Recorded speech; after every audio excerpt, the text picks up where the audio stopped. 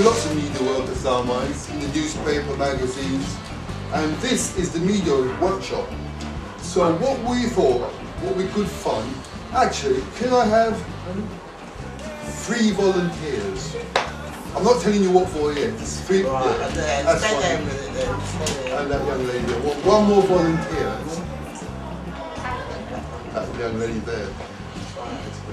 What we're going to do, we're going to put you on the situation like you were being interviewed, ask you a few questions, see how you feel about answering them, and then ask you to use the same techniques to come to some questions to interview us about. Okay? Is that alright? The short straw, I'm afraid, we're reality. Alright, how did you get to school this morning?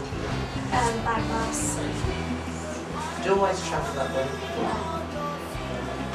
Yeah. Do you use public transport a lot? Yeah. Okay. Do you ever walk rather than catch a bus or train? I don't like walking. You don't like walking, okay. The government is concerned that young people don't get enough exercise. Do you think this is right? I love walking.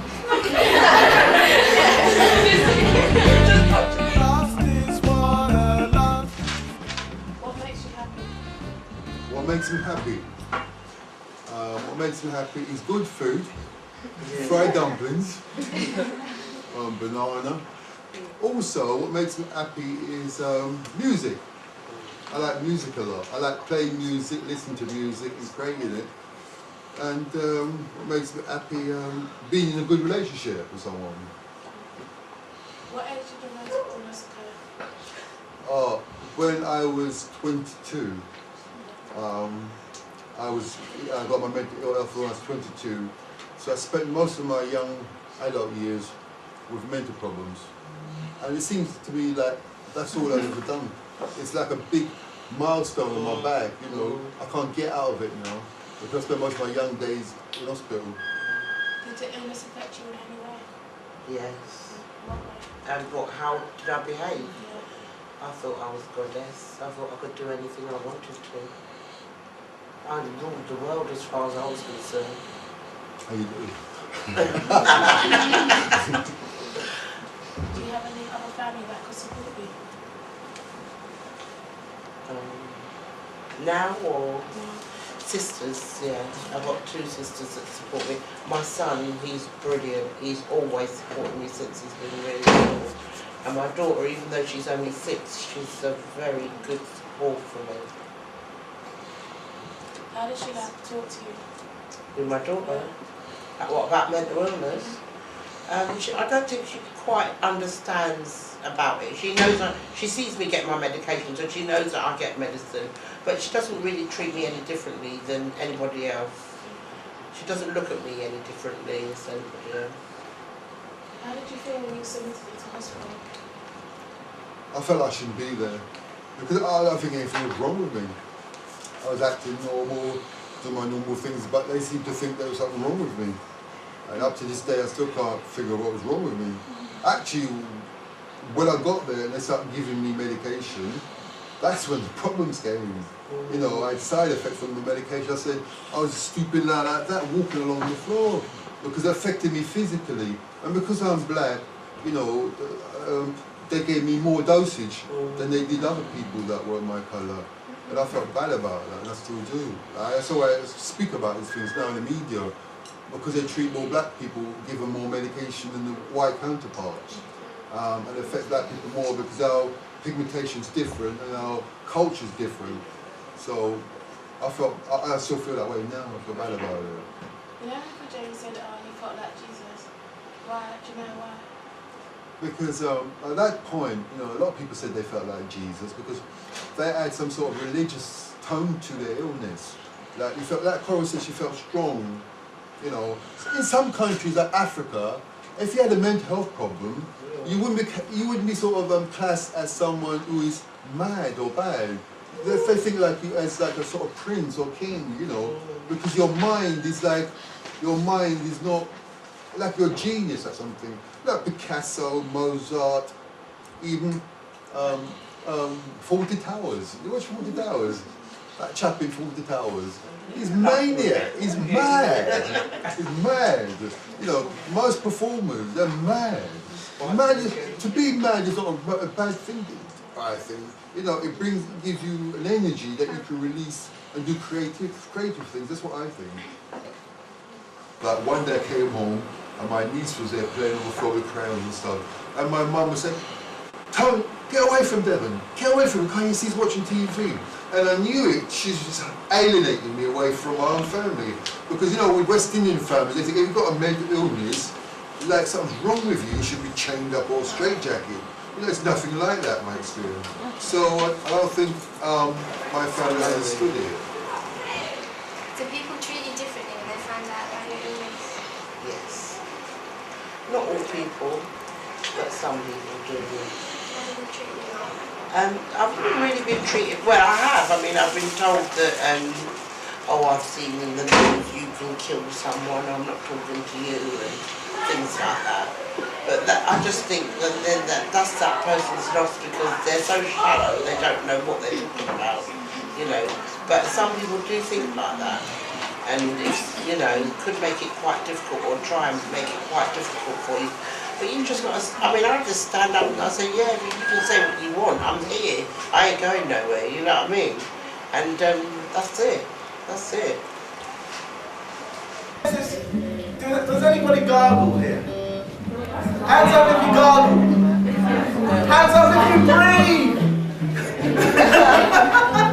So, half of you,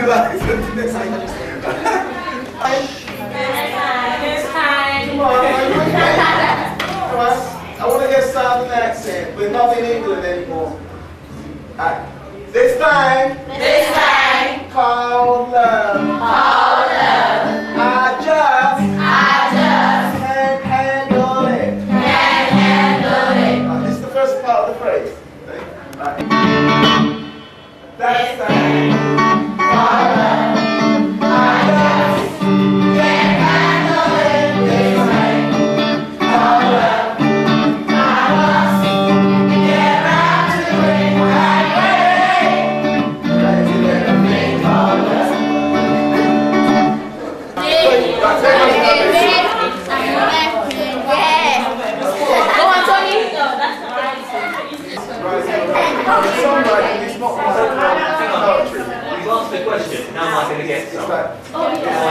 So there's a lot of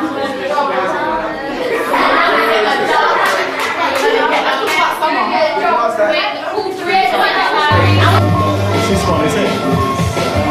Just trying to get the two going together, I think.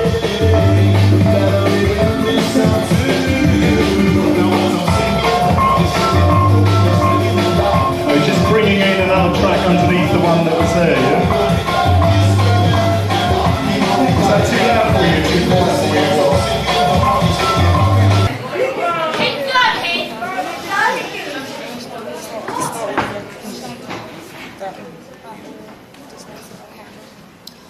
For our project, we had to do drumming and a singing workshop and lyric writing, and we did percussion as well.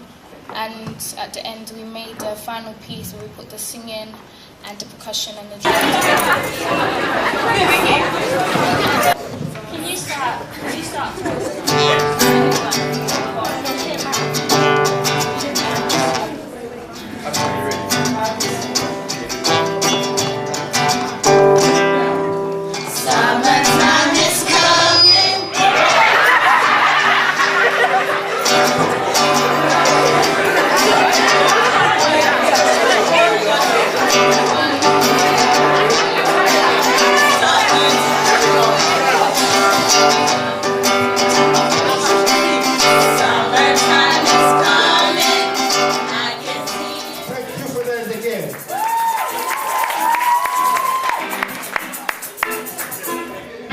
This one called You Can Get It If You Really Want It.